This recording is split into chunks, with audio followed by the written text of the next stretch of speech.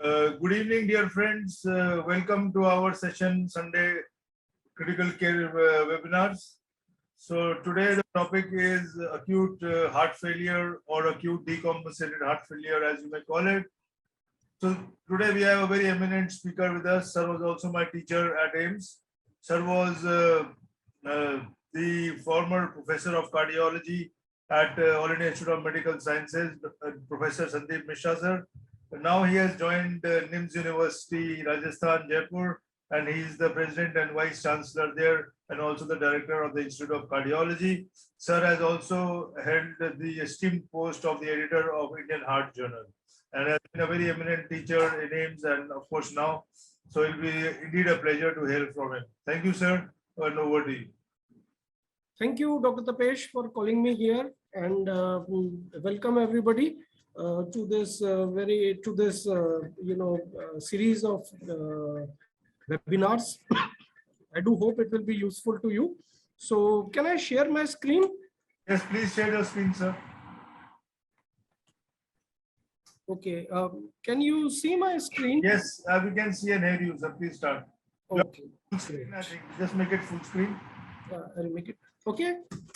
Yes, sir. This is fine. Yes, yes.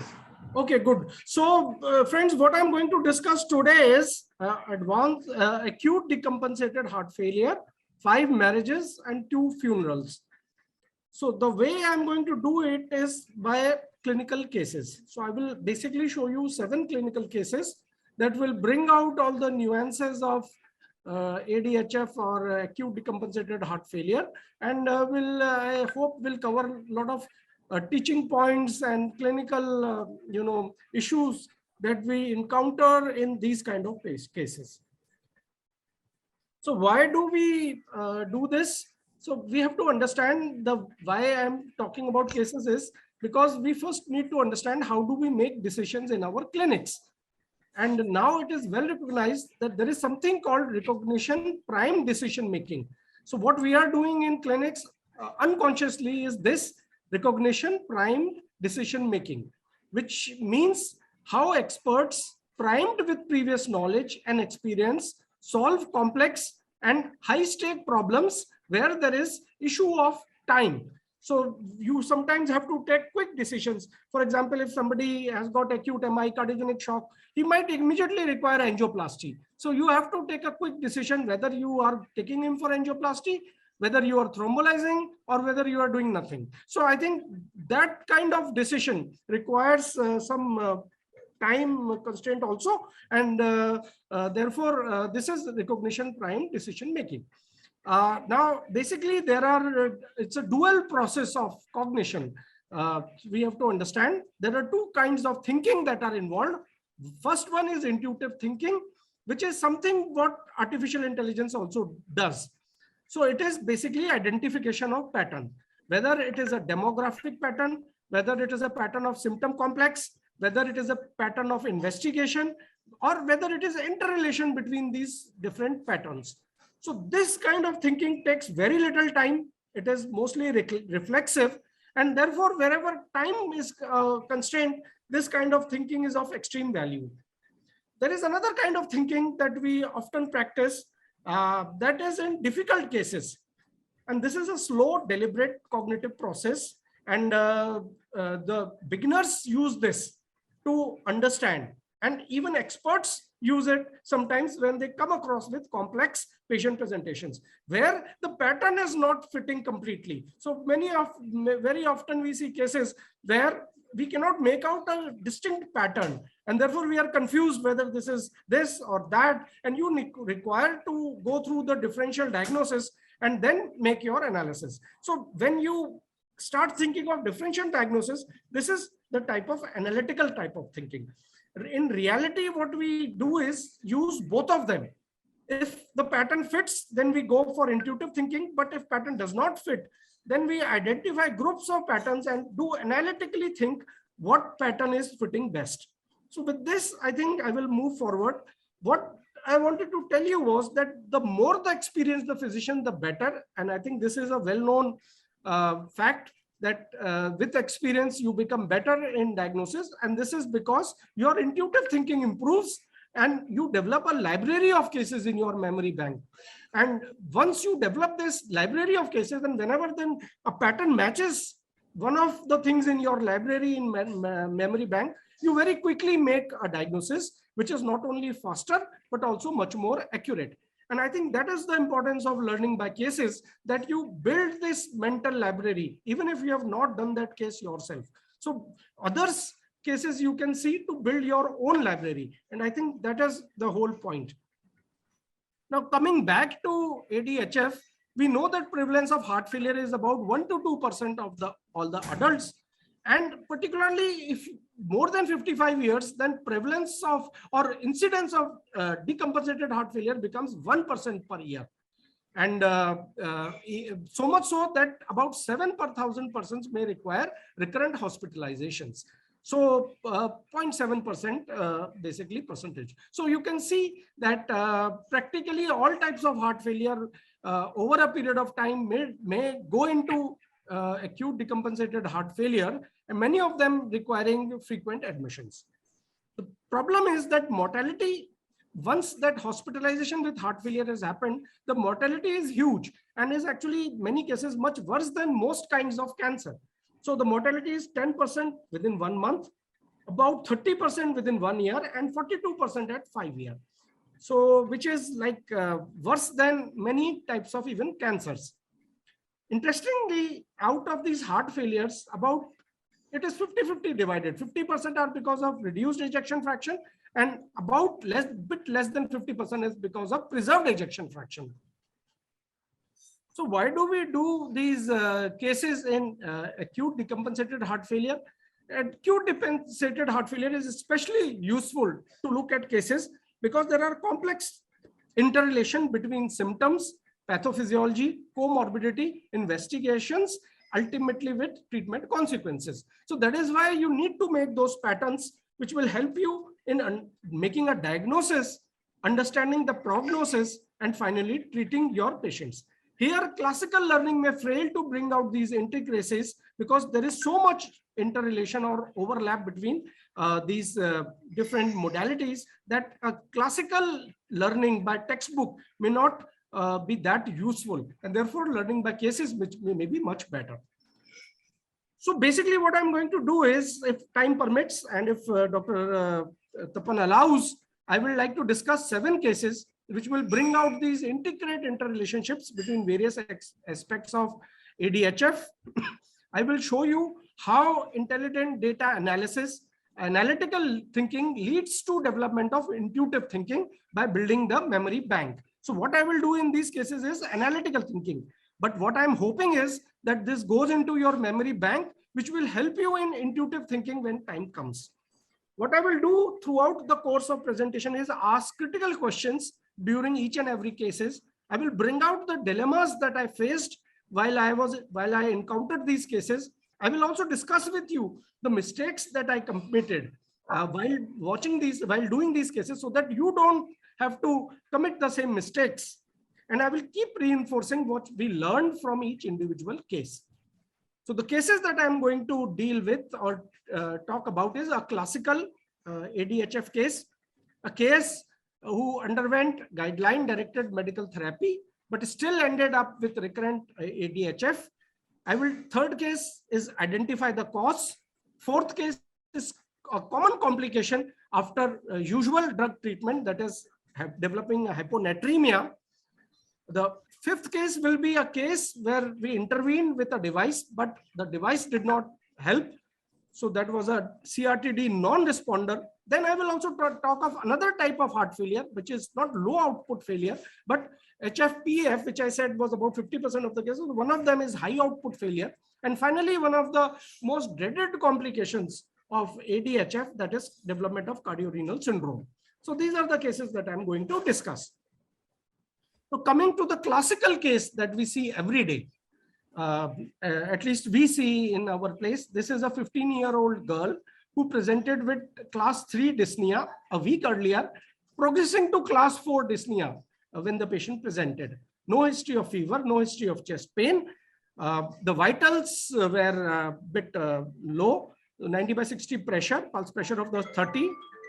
pulse rate of 104 per minute, respiratory rate 24 per minute, oxygen saturation 92% at room air.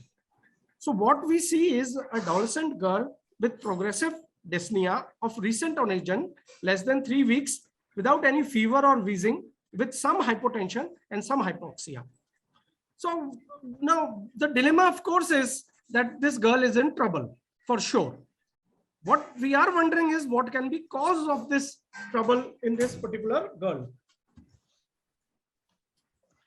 right? So this is the dilemma that we face, because we face with this emotional situation also of just 15-year-old girl presenting with this serious kind of illness, which we need to not only find cause, but also to treat this patient. So let us first look at what are the causes of dyspnea in young. Of course, some of the causes are like asthma could be there, heart failure could be there, pneumonia, bronchiolitis, anemia, pulmonary thromboembolism, and psychogenic.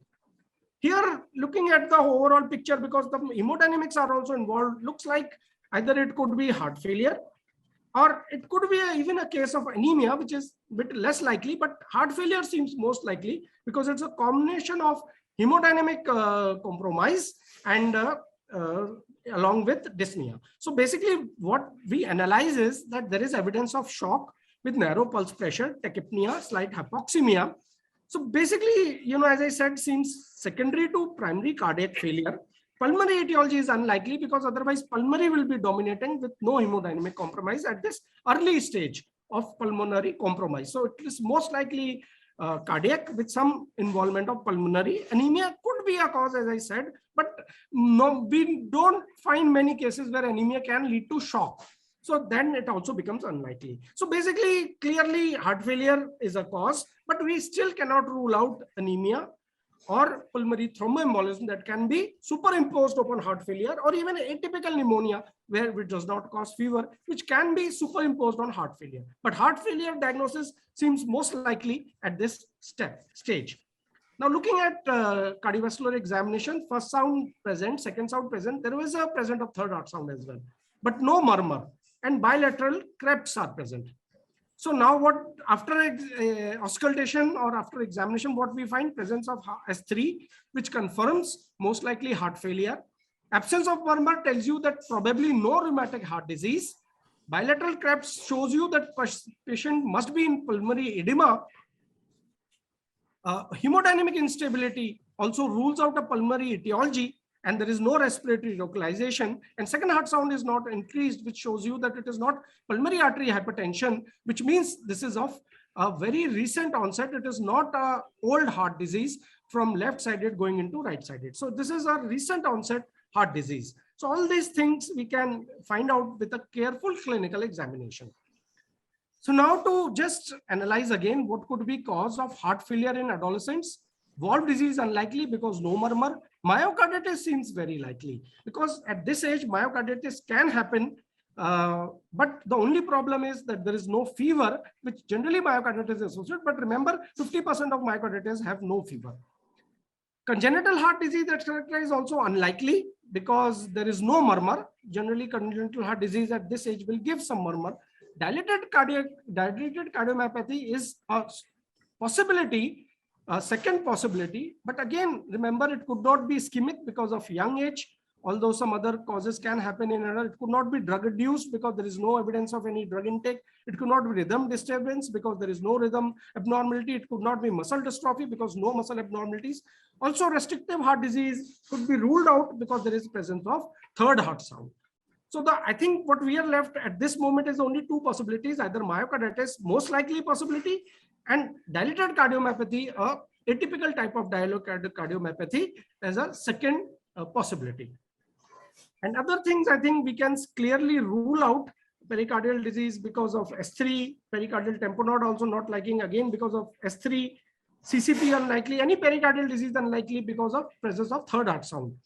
Then HOCM is also unlikely because it does not cause shock and pulmonary edema so common, and severe anemia, as I said, can cause high output failure, but it is a narrow pulse pressure, so which shows that it is mostly of cardiogenic origin with reduced ejection fraction, not increased ejection fraction. So anemia can be existing and can add to the problems, but it is not the prime cause of this particular problem. Now let us proceed further. Look at ECG. What ECG shows is sinus tachycardia, low voltage QRS, EQ phases excess, P wave less than 2.5, that is no P pulmonale, and no significant STT changes or PR segment deviations. So basically, if you look at low voltage, what are the causes? Basically, the most common cause is a communication gap between the heart and the stethoscope. So could be because of excess air in the lungs, or some fluid accumulating somewhere, or a myocardium that is electrically inert. But also it could be because if there is very severe inflammation of myocardium due to myocarditis or some other cause that causes severe infiltration or inflammation. So also remember that ECG generally does not provide diagnosis, but is important to rule out. For example, a normal P wave rules out pericardial diseases in this particular case, and also rules out some other problems. For example, valvular heart disease also it rules out. So ECG, as I said, is more important in ruling out than ruling in. It rules out HOCM because low voltage. It rules out pulmonary embolism because there is no S1, Q3, T3 pattern. It rules out pericardial diseases because the PR segment is not depressed. And it also rules out severe anemia because of these, because there is no ST segment depression, there is no LVH, etc. So I think ECG rules out so many conditions. So we are left with only myocarditis and DCM that were in any case our original diagnosis. Now look at X-ray. It is of course an over-penetrated bedside film. So not much can be connected. All we can say is that there is some cardiomegaly. So what X-ray also does is mostly rules out certain conditions. It does not rule in any condition, but it mostly rules out. What it rules out is pneumonia, for sure. It rules out pulmonary thromboembolism. It also rules out pericardial effusion. It also rules out constrictive pericarditis. So again, what we are left with is either myocarditis or dilated cardiomyopathy.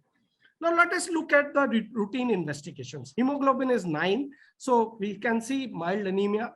There is TLC, so bit of neutrophilia.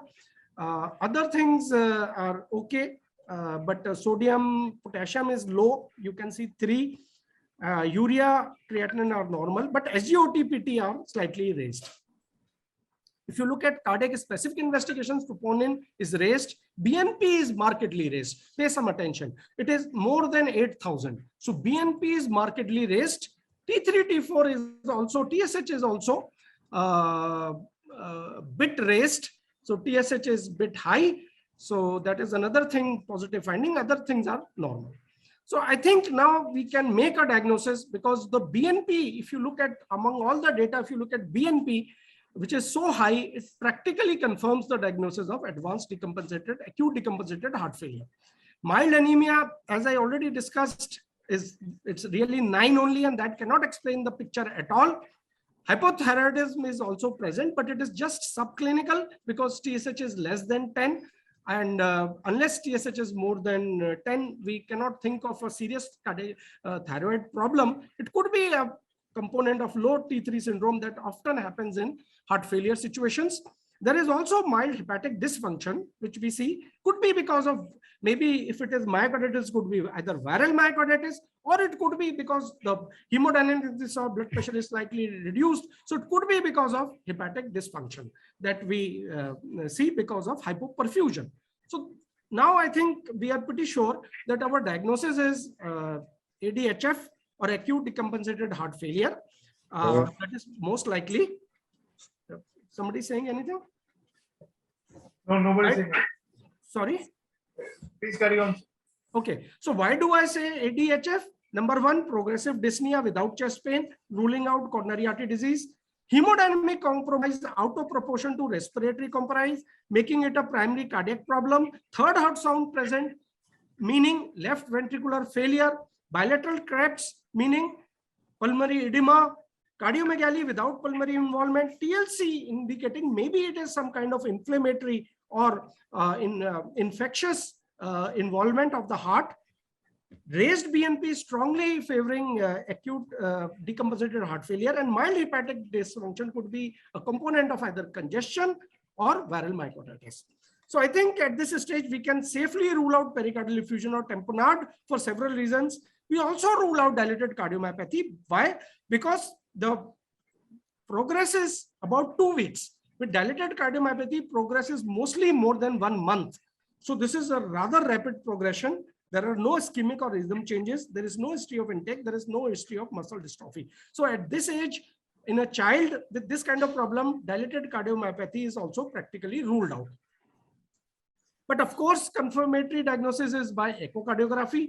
Here, echo shows ejection fraction of 15 to 20%, LV, which is slightly dilated with moderate MR, but no mitral thickening, which shows you that it is probably secondary to LV dilatation and not because of primary valve disease. Moderate TR also secondary related to ventricular dilatation, and mild pericardial effusion, but no evidence of tamponade. So basically, how do we analyze? There is a gross LV systolic dysfunction because of reduced ejection fraction, but LV is not that much enlarged, which tells you that this is of very recent onset, because if it is of a long onset, then LV will also be grossly dilated. But it is not grossly dilated, it tells you it is like it's clearly of very recent origin, most likely of myocarditis. Moderate MR is also present, but no thickening, which tells you RHD is unlikely, mostly secondary to dilatation, slight dilatation, and right-sided features seem to be because of left-sided abnormality, and myocardial disease can be, pericardial slight effusion could be there because of any serious cardiac problem. I think one point that you said is very important, that in acute heart failure, if the LV is not increased much, it is of recent origin. That is a very important point. Yes. But it is not diagnostic. The diagnostic test is cardiac MRI.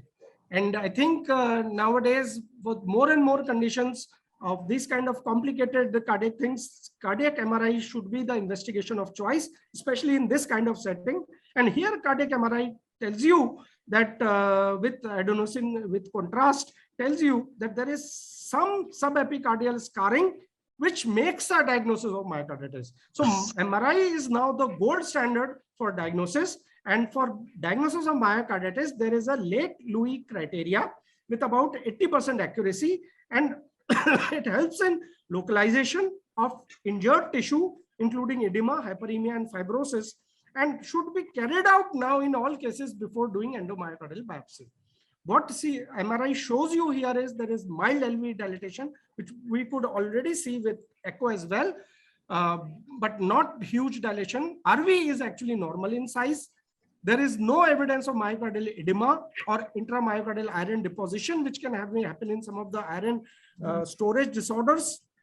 The patchy increase in signal intensity in myocardium, predominantly LV, and late gadolinium enhancement. This is, I think, key word. Late gadolinium enhancement shows patchy areas of subepicardial enhancement in basal, mid-inferior, inferior-lateral, and anterolateral segments, which is diagnostic of myocarditis. So diagnosis of myocarditis is clearly established with CMRI. So I think what is our next strategy? Of course, you need to prognosticate this patient, then you can give the proper treatment. So if you look at prognosis, a fulminant myocarditis with less than 3 weeks onset has got with very severe cardiovascular compromise or very serious symptoms is a bad prognosis. Mortality rate here is about 50%. And actually this patient is even sicker because the patient is not only fulminant myocarditis, but is already gone into shock with evidence of global hypoperfusion. Now we know that hepatic failure may be because of hypoperfusion itself and markedly raised BNP levels. So, and some comorbidities like anemia, subclinical hypothyroidism, and presence of hypopotassiemia as well. So actually this patient is even more sick than a classical case of fulminant myocarditis going into ADHF. And so mortality in this kind of patient would be in the range of, I would expect around the range of 75% if proper things are not done. So what was done now in this patient? A radial line was put for blood pressure monitoring. Very important to monitor blood pressure, because how do you treat this patient? of developing hemodynamic compromise, you measure mean blood pressure and you try to keep mean blood pressure ever more than 65. So that is, I think, very critical that you try to keep mean blood pressure more than 65, and therefore you put in a ABP monitoring. The other thing that you monitor, because it's a case of cardiogenic shock, and in cardiogenic shock, CVP is not very important. In other kinds of shock, CVP may be important, but in cardiogenic shock, it is best to measure pulmonary capillary wedge pressure, which should be kept less than 14. Here, pulmonary capillary wedge pressure was found to be 18. So patient is very sick. Therefore, you cannot give IV fluids also in this patient, because you can give IV fluids only when pulmonary capillary wedge pressure is less than 14. So what was given was some inotropic therapy, which increases the cardiac function, because it's a case of cardiogenic shock. So cardiac function has dropped. So IV dobutamine was given and infusion was increased with attempt to keep systolic blood pressure above 100, and more important, mean arterial blood pressure more than 65. In this case, because pulmonary capillary wedge pressure is 18, we want to keep pulmonary capillary wedge pressure 14. So fluid restriction less than 1 liter fluid per day. Potassium was low, if you remember, 3. So potassium oral dose given. And because patient is congested, we know that because pulmonary capillary wedge pressure is 18. So instead of, rather than giving fluid, we would give diuretic. At a high dose, furosemide was given, repeated after 2 hours, trying to bring pulmonary capillary wedge pressure to less than 40. Then once blood pressure comes up to more than systolic pressure of 100, then we can start some other therapies like ARBs or ACE inhibitors. Also at that point, we can start some vasodilators, NTG, for example, but to make sure that systolic blood pressure remains 100. So 2-3 targets that we keep in mind: pulmonary capillary wedge pressure kept below 14, mean arterial blood pressure kept more than 65, systolic blood pressure kept more than 100. And then you tinker with the therapy. The fourth thing that you keep in mind is to keep oxygen saturation about 95%. And then what specific do you want to do? Since diagnosis of myocarditis has been made, so we have to give immunotherapy. And so IV immunoglobulins were given in this patient, 2 grams per day for first day. And then according to this, and also steroids. So remember, whenever there is a immunogenic cause, you can give steroids to modulate the immune response, and therefore these 2 things were given. IV immunoglobulin, I have to say, is a bit controversial, but this was a young girl, 15 years of age, who was clearly on a very bad course. So we decided to give immunoglobulin as well to this patient. So, but still there are several questions in our mind. If we have to use inotropic therapy to control shock, what drug should we give? Should we give dopamine, dobutamine, adrenaline, noradrenaline, vasopressin? What should we give? How do we manage dyselectrolytemia in this patient? Should we give because sodium is also slightly low, 130. So should we give sodium supplementation, hypertonic saline, or oral salt? Or do we just be happy with fluid restriction? Can we supplement potassium? Do we give oral potassium or give IV potassium?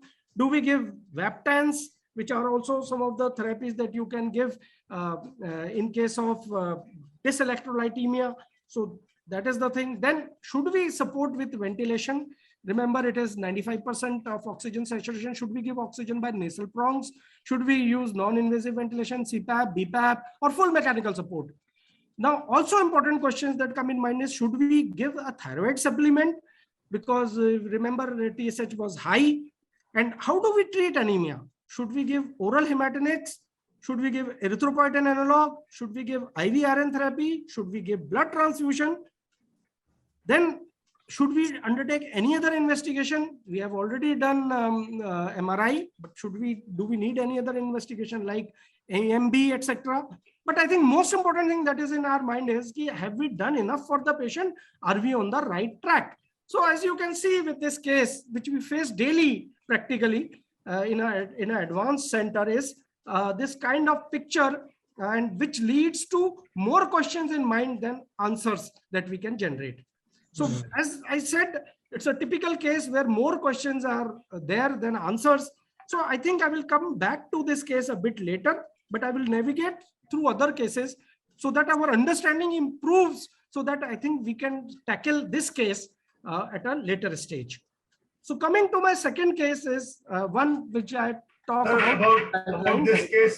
Should we be sending some antibodies for Coxsackie, because Coxsackie is the commonest cause of viral myocarditis? Yeah, I will come to that. Okay. I will come to that later, because this is, I will come back to the case. But before I think we go into the advanced management strategies of this particular patient, let us just look at the basic things first, so that we can move on to more complex things. So here is a case of guideline directed medical therapy, 75-year male Caucasian with already diagnosed case of non-ischemic cardiomyopathy 4 years back, with risk factors of hypertension, past smoker, CKD, ejection fraction 30%, with severe MR and moderate TR, already undergone repair, mitral valve repair for severe MR of dilated cardiomyopathy origin, non-valvular MR, but still MR was so much that it required valve repair. But despite all this, has presented with worsening dyspnea at this time, with blood pressure on the lower side, tachycardia, and respiratory rate 22 per minute. So I think first question that we need to address is whether it's a case of ADHF. So we know that heart failure is a syndrome of ventricular dysfunction. Also, we know that heart failure diagnosis or ADF diagnosis is not based on just one criteria. Clinical feature like edema, worsening dyspnea is just one, but we also need to look at X-ray for evidence of congestion, ECG, TTE or transthoracic echo will be more diagnostic, but the biomarkers will help, and sometimes we have to do even right-sided catheterization. However, the core of heart failure and advanced decompensated heart failure is generally congestion, which reflects increased cardiac filling pressures. So if we examine this patient, we find that the apex impulse is shifted laterally, which shows presence of LV dilatation. There is a palpable and audible third and fourth heart sound, again, serious LV involvement. Accentuated P2, which can happen in other causes of heart failure also, but more likely in reduced ejection fraction. Pansystolic murmur at apex, which shows that ventricular, probably due to ventricular dilatation. But more importantly, what we find here is that evidence of inspiratory basilar crackles, which shows you that person is in pulmonary edema, and dullness to percussion of breath sounds at lung basis tells you that probably there is some pleural effusion as well. So basically advanced cardiac failure, that is what it tells you. So of course we can do other investigations. We see that they help in making this diagnosis of ADHF, but there are some specific investigations that we need to do in many cases for ascertaining that this is a cardiac event. We need to look at cardiac markers. Troponin and BNP are very good. Troponin tells you of cardiac myocardial damage, and BNP tells you that it could be of heart failure origin. But in older individuals, we need to do either coronary evaluation also. But the diagnostic test again is MRI. But we can do other tests also, EMB and serological tests, as Dr. Tapan told, are also part of this whole investigation, where you look at various serological markers to identify various problems, for which could be related to viral myocarditis, which could be related to some diseases like even amyloid or sarcoid or some other diseases that can be picked up by doing different kind of serological, or myopathies you can pick up by doing different kind of serological tests. Sometimes you need PET also, and you also need to look at urine or plasma osmolality. But how do you teach the case with reduced ejection fraction? Number one is to identify the cause, because if you can identify the cause, you can treat it. The second principle is to manage, give a guideline directed medical therapy. I will talk about the guideline directed medical therapy. Third is, if patient is worsened, then you have to manage the ADHF as well. And then the things that come in management in case you cannot manage with drugs is either cardiac assist device or cardiac transplantation. So coming to the guideline directed medical therapy first. So first agent, or the agent of choice, even in patients with heart failure, if they are hemodynamically stable, is beta blocker. In this case, we used bisoprolol, although you could use bisoprolol, metoprolol, or carvedilol, any of them. The second agent in guideline-directed medical therapy is either ACE inhibitor, ARB, or ARNI. Here we used ramipril. The third agent, because it's a congestive heart failure, so use diuretic. Generally, you could use loop diuretic or thiazide diuretic. Here we used Lasix, which is a loop diuretic. Then, in some cases, if patient does not improve, you could, if in use, mineralocorticoid receptor antagonist like spironolactone or aprilinon. If the patient still does not improve, then you can use ICD and CRTD. ICD may be used depending on looking at ejection fraction. Then vaccination is something we miss very commonly. I mean, this is not for acute patient, but for a chronic patient, because influenza worsens many of the myocardial problems. So vaccination is a good thing on long-term basis. And then some new drugs have come like gliflozins, empagliflozin and dapagliflozin have also shown good response. But they are not probably the first line drugs at the moment. But what we need to understand is how do we add on drugs, or how do we manage a patient of reduced ejection fraction if it does not respond to the classical treatment. So what are the principles? So first principle is we can increase doses of these drugs, but a beta blocker dose can be increased only under the cover of diabetic. So this patient worsened, so we increase the dose of beta blocker, increase the dose of ramipril, but under the cover of increasing Lasix dose. Second thing is, if symptoms persist, then you can uptitrate further, but also add mineralocorticoid receptor antagonist, but under a diuretic cover. Here what we did was ramipril, it was increased to 10 mg. Bisoprolol could not be increased because patient developed AV blocks, first degree AV blocks, but aprilinon was added. So that is the second state of treatment. But the symptoms still persisted.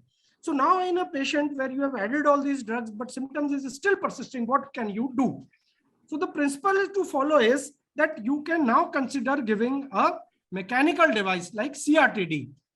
From a drug point of view, what you can do is you were already put on ramipril.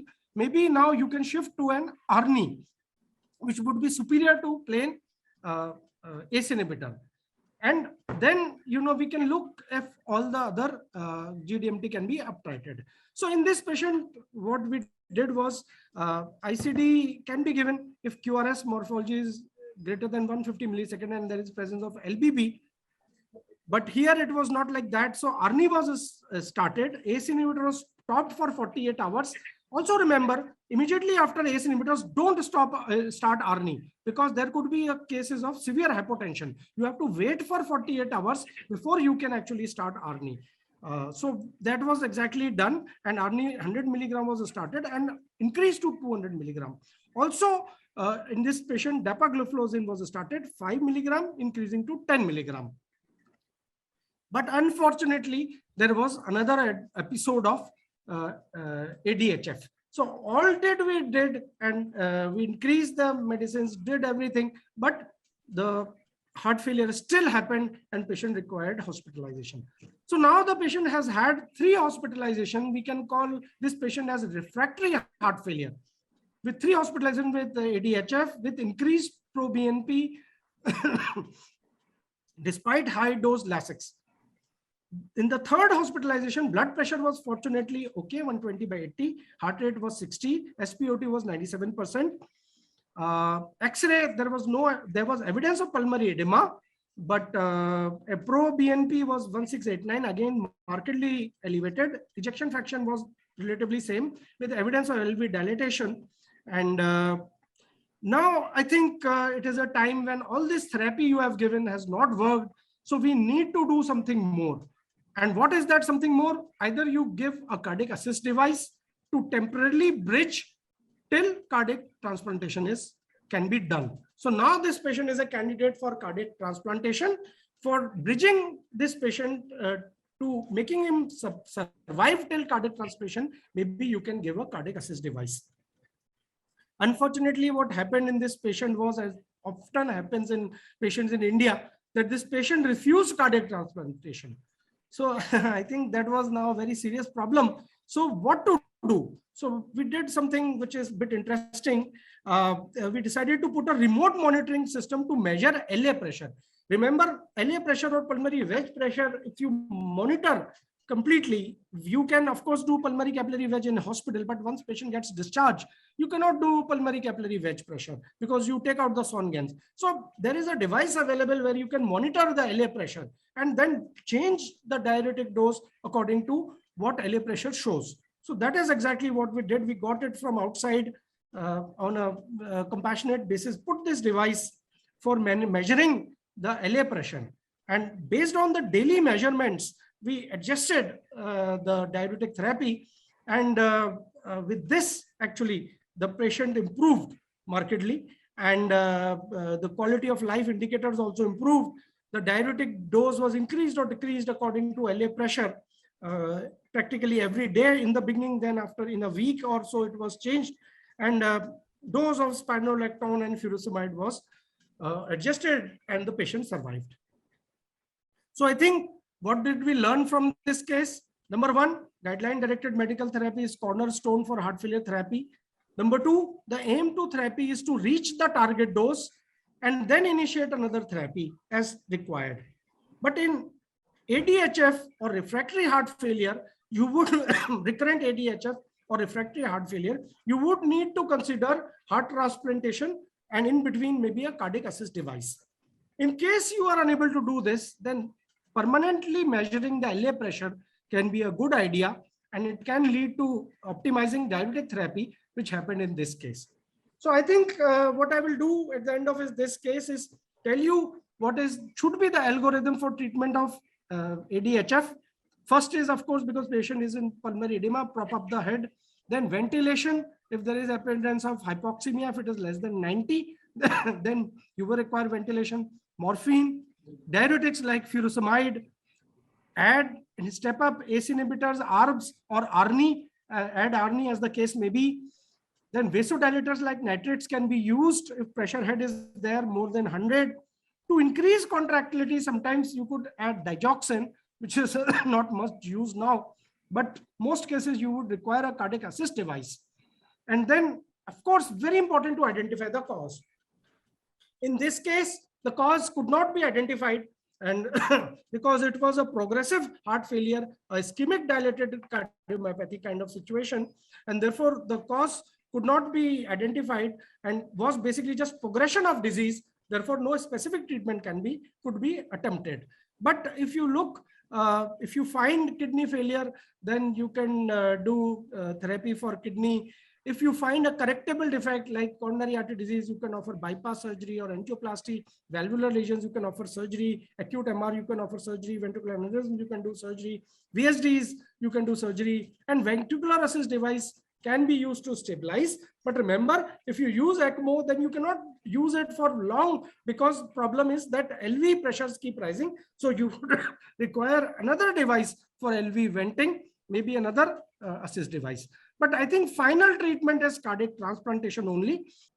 CVP comes down and the fluid rebalances, which leads to drop in mean arterial pressure. So unless you give some fluid in septic shock, the mean arterial pressure will not come up. So very cautious. But here the problem is that there is a cardiogenic shock also. So obviously you have to keep a watch on CVP and also the pulmonary wedge if possible, but careful fluid resuscitation.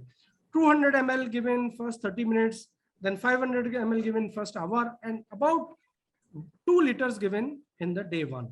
And what fluid should you give? Ringer lactate, plasma light. Also you could give albumin, but then the second thing is, once you give fluid, anyway patient may be a bit congested. Keeping a watch on pulmonary capillary wedge and also CVP, you have to give a diuretic administration also, because that will decrease the fluid load also, decrease the CVP also, and can cause clearing of congestion. Then inotropes. Then the third step is to add vasopressor. Remember, when septic shock is a problem, I told you vasopressor is the best thing, and mean arterial pressure should be given more than 65. But here it is a cardiac shock also, so you have to give inotropes as well. So you have to give combination of vasopressor and inotropes, that is dobutamine, vasopressor, noradrenaline, epinephrine, vasopressin, I already told you, and high dose dopamine is also vasopressor. But in most cases, or in many cases, when nothing works, you have to give a mechanical circulatory support, and that may be life-saving, as we already saw in the first case. But if the patient is congested, means cardiogenic shock, but no septic shock, then you again have to consider the cautious fluid challenge. You have to see that the patient is congested, so very cautiously you give fluid. Diuretic administration is more important because the patient is congested, and again vasopressors can be given, but inotropes are more important, and you can give other drugs also if it is a long-standing, as I said, if it is a long-standing cardiogenic shock, then you can give some things like milrinone and levosimendan as well. Here, in this case, it was a congested and cardiogenic and septic shock both, so this was not the case. I'm just talking of a hypothetical case. The third kind of case is non-congested but septic shock. Here you treat it predominantly as septic shock. So obviously here, because it is non-congested, so fluid giving is not a problem, but still give cautiously. Again, same kind of fluid therapy. Again, because it's a septic shock, vasopressors are the first line of agents. Then of course, inotropes. And finally, you know, because to support heart, you could even consider a mechanical circulatory support. But if it is not a non-congested means EF is low, but there is no failure as such. Yeah, EF is low, patient is in ADHF, but not in cardiogenic shock, but septic shock. How do you find out? If you do a pulmonary capillary wedge, you find wedge is less than 14 and CVP is also less than 12. So you can say that, okay, patient does not have fluid overload, right? But patient has ADHF. So there is no pulmonary edema and there is no hypertension, or there is hypertension in this patient? Only borderline hypertension. Mean arterial pressure is more than 65. Right. Right? Right. Mean arterial pressure is more than 65. Systolic blood pressure is more than 100. Okay? Right. Then the last situation is when patient again has ADHF, but is non-congested and no shock. Then again, you can give fluid, vasopressors and inotropes. So basically same kind of treatment. Now, coming to another interesting therapy, that is oxygen therapy, particularly NIV. Very important that to keep a good oxygen saturation, because remember, while perfusion had you achieve, you also require a good, the blood should have enough oxygen, because if oxygen is not enough, even if perfusion is normal, then oxygen will, then patient will suffer, the kidneys will suffer ischemia. So besides maintaining the perfusion, you have to maintain the oxygen saturation. Important thing is if saturation is less than 90 or PaO2 is less than 60, then oxygen therapy should be started with FiO2 to 100 till the SpO2 becomes 95. But remember, saturation more than 95 of oxygen is also harmful, because that can lead to decreased coronary flow, decreased cardiac output, and decreased cerebral flow because of vasoconstriction. So ideal is to maintain a saturation of around 95%. What I've seen is people keep giving oxygen 100% also, and that can be harmful because it will decrease perfusion to important organs. Coronary it will decrease, so cardiogenic shock will worsen. Brain it will decrease, so there will be confusion starting, and that will be harmful for the patient overall. So keep saturation around 95%. I hope I have made this important point. What is the indication of giving NIV? Of course, when SpO2 falls less than 90 on oxygen, when respiratory rate is more than 25 despite oxygen, then you can give NIV. It will improve symptoms. It will decrease the need for intubation. Also, it will decrease mortality. But contraindication is if blood pressure drops. If systolic blood pressure drops less than 100 or less, or if mean arterial blood pressure drops less than 65, then it is time to intubate. Or if there is a respiratory arrest, or if there is a decrease in consciousness, if there is pneumothorax, if there is vomiting, etc., then I think it is time to intubate the patient. So already I have given the final note. So I think this, I will end with this. Thank you so much. I hope this was helpful to at least some people. Thank you, sir. That was very nice. Please stop the share screen, sir.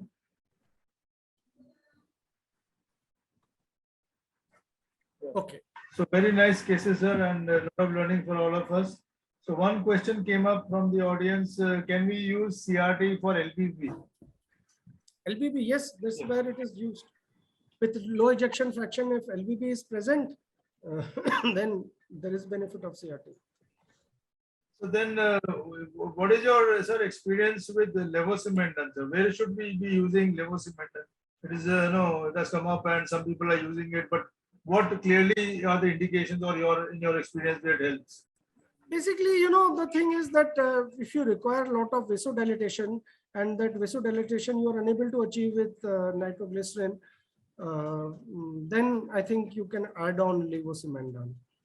And then it can help, but again, keep in mind that systolic blood pressure should be more than 100 and mean pressure should be more than 65. So definitely still CVP is high and you are unable to control with IV nitroglycerin, then the options that you have is you could use levosimendan or you could go for ultrafiltration.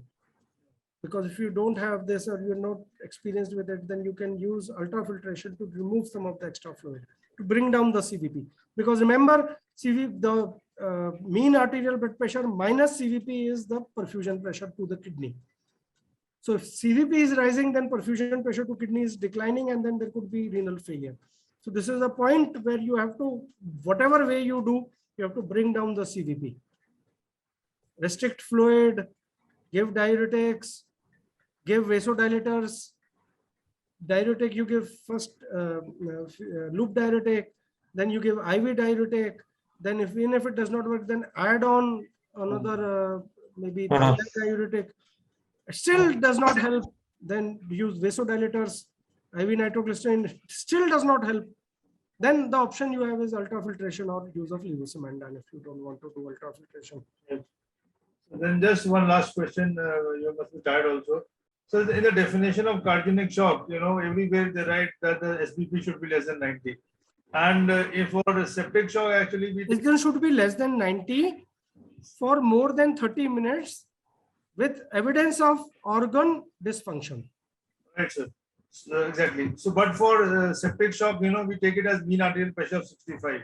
So, is there any significance to this, distinction which is made out that we use systolic pressure as a cutoff for cardiogenic shock, and we take the map in the septic shock? No. The difference between cardiogenic shock, if you say one word, then it is measurement of pulmonary capillary wedge pressure. Because in cardiogenic shock, pulmonary capillary wedge pressure is more than, let us say, 15. It could be more than 18. If pulmonary capillary wedge pressure is more than 18, then it is cardiogenic shock. But if CVP is more than 12, then it could be cardiogenic shock. But if CVP is 0, pulmonary capillary wedge pressure is less than 14, still patient is in shock, then it could be septic shock. If it is mixed, then a mixed shock.